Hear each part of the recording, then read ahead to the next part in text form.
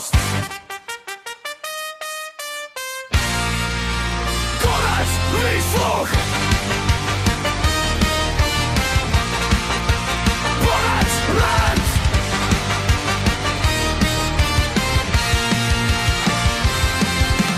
Makáš celý život od vody, platíš poctivě.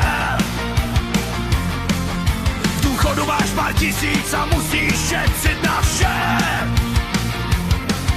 On odejde v 50 po 15 letech služby a bere výsluhu rentu, která se mu valorizuje.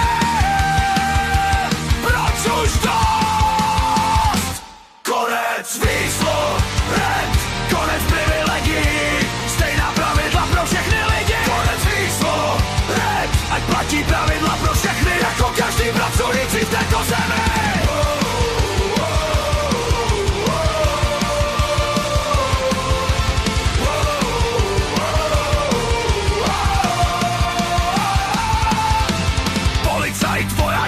Sloužili statečně, to respektujeme, ale privilegia už ne.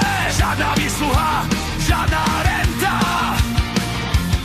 Ať mají stejné podmínky jako učitelka nebo dělník, peníze ušetřené za jejich výsluhy renty. Ať jdou na lepší platy a důchody všem.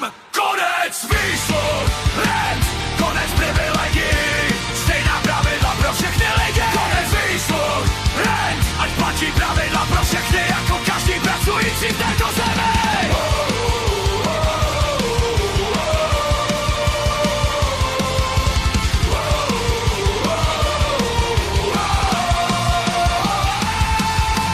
Miliony miliard tečou do speciálních výsluh a rent, zatímco normální důchodci sotva vyžijí.